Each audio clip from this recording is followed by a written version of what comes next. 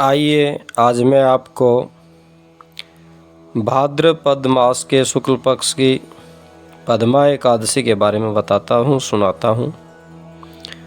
यूँ तो वर्ष भर की सभी एकादशियाँ हमारे सनातन धर्म में मनुष्य को पापों से मुक्त करती हैं। हर एक एकादशी का अपना अपना महत्व होता है। फिर भी युधिष्ठिर ने भगवान से पूछा कि हे केशव, भाद्र मास के शुक्ल पक्ष में जो एकादशी होती है उसका क्या नाम है, कौन देवता और कैसी विधि है, ये बताइए। भगवान श्री कृष्ण बोले कि हे राजन, इस विषय में मैं तुम्हें आश्चर्यजनक कथा सुनाता हूँ, जिसे ब्रह्मा जी ने महात्मा नारद को कहा था। नारद जी ने पूछा, हे चतुर्मुख, आपको नमस्कार है। मैं भगवान विष्णु की आराधना के लिए आपके मुख से ये सुनना चाहता हूँ कि भाद्रपद मास के शुक्ल पक्ष में कौन सी एकादशी होती है। हे मुनिश्रेष्ठ, तुमने बहुत उत्तम बात पूछी है। क्यों न हो वैष्णव जो ठहरे। भादों के शुक्ल पक्ष की एकादशी पद्मा के नाम से विख्यात है। उस दिन भगवान हर्षिकेश की पूजा होती है। ये उत्तम व्रत अवश्य करने योग्य है। सूर्य वंश में मानधाता नामक एक चक्रवर्ती सत्य प्रतिज्ञ और प्रतापी राजऋषि हुए। वे प्रजा का अपने औरस पुत्रों की भांति धर्म पूर्वक पालन किया करते थे। उनके राज्य में अकाल नहीं पड़ता था, मानसिक चिंताएं नहीं सताती थी और व्याधियों का प्रकोप भी नहीं होता था। उनकी प्रजा निर्भय तथा धन धान्य समृद्ध थी। महाराज के कोष में केवल न्यायोपार्जित धन का ही संग्रह था। उनके राज्य में समस्त वर्णों और आश्रमों के लोग अपने अपने धर्म में लगे रहते थे। मानधाता के राज्य की भूमि कामधेनु के समान फल देने वाली थी। उनके राज्य करते समय प्रजा को बहुत सुख प्राप्त होता था। एक समय किसी कर्म का फल भोग प्राप्त हो गया, जिससे राजा के राज्य में 3 वर्ष तक बरसात नहीं हुई। इससे उनकी प्रजा भूख से पीड़ित हो गई और नष्ट होने लगी। तब संपूर्ण प्रजा ने महाराज के पास जाकर इस प्रकार कहा, हे राजन, हे नरपश्रेष्ठ, आपको प्रजा की बात सुननी चाहिए। पुराणों में मनीषी पुरुषों ने जल को नारा कहा है। वह नारा ही भगवान का आयन अर्थात निवास स्थान है, इसलिए वे नारायण कहलाते हैं। नारायण स्वरूप भगवान विष्णु सर्वत्र व्यापक रूप से हैं। वे ही मेघ रूप होकर वर्षा करते हैं। वर्षा से अन्न पैदा होता है और अन्न से प्रजा जीवन धारण करती है।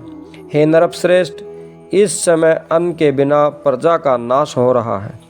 अतः ऐसा कोई उपाय कीजिए जिससे हमारे योगक्षेम का निर्वाह हो। राजा ने कहा, आप लोगों का कथन सत्य है, क्योंकि अन्न को ब्रह्म कहा गया है। अन्न से प्राणी उत्पन्न होते हैं और अन्न से ही जगत जीवन धारण करता है।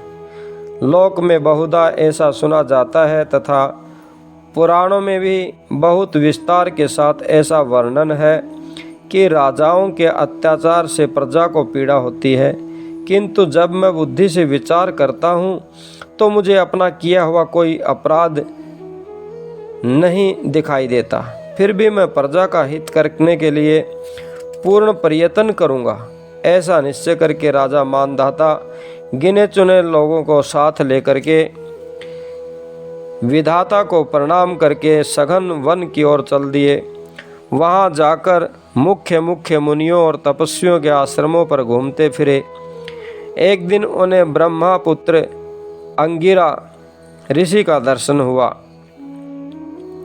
उन पर दृष्टि पड़ते ही राजा हर्ष में भरकर अपने वाहन से उतर पड़े और इंद्रियों को वश में करते हुए दोनों हाथ जोड़कर उन्होंने मुनि के चरणों में प्रणाम किया।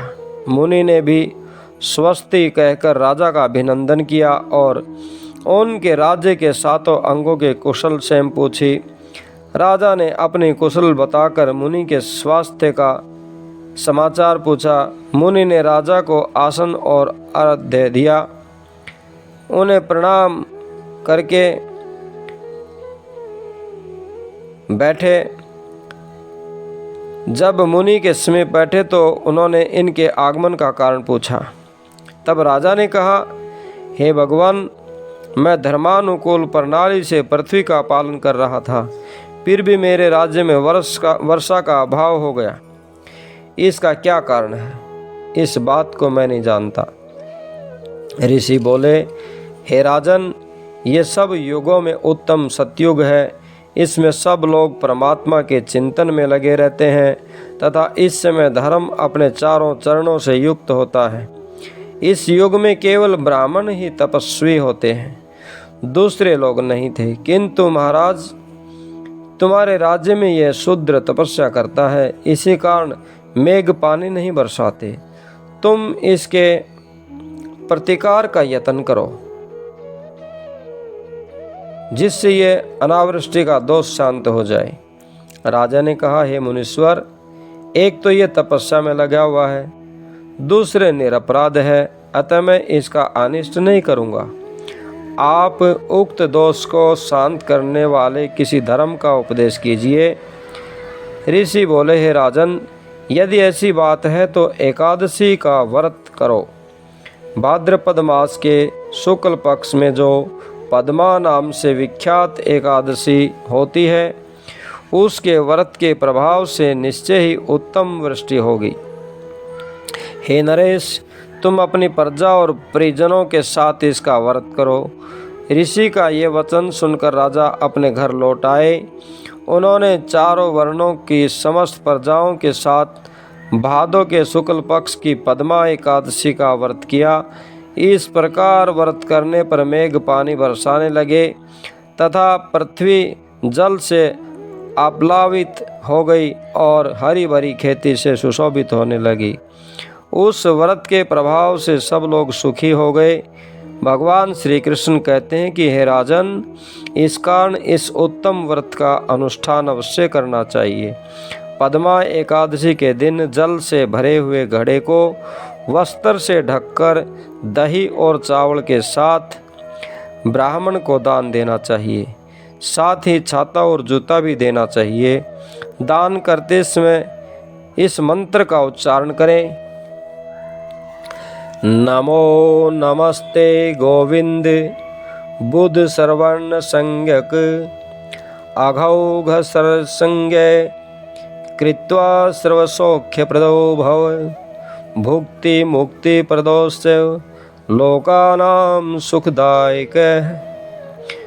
बुधवार और श्रवण नक्षत्र के योग से युक्त द्वादशी के दिन बुध श्रवण नाम धारण करने वाले भगवान गोविंद, आपको नमस्कार है, नमस्कार है, नमस्कार है। मेरी पाप राशि का नाश करके आप मुझे सब प्रकार के सुख प्रदान करें। आप पुण्य आत्मा जनों को भोग और मोक्ष प्रदान करने वाले तथा सुखदायक हैं। हे राजन, इस प्रकार से इस व्रत को करना चाहिए। इस व्रत की कथा को सुनने और पढ़ने मात्र से भी मनुष्य सब पापों से मुक्त हो जाता है। अतः हमारे सनातन धर्म में एकादशी का बड़ा महत्व है। सभी ज्ञानी जनों ने, जिसको भी ये पता है कि मैं मनुष्य हूँ, मुझे क्या करना चाहिए, एकादशी का व्रत अवश्य करना चाहिए।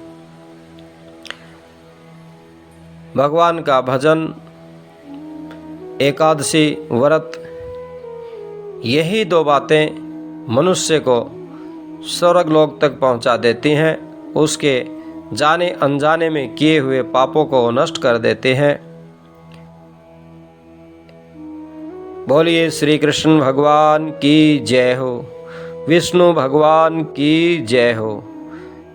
आप लोगों को ये कथा कैसी लगी, अपने बंधुजनों को, प्रियजनों को शेयर करें और हमारे इस चैनल को सब्सक्राइब करें, लाइक करें। आपको इसी प्रकार से शास्त्रानुसार धर्म की बातें, कथा, भजन आदि आपको मिलते रहेंगे।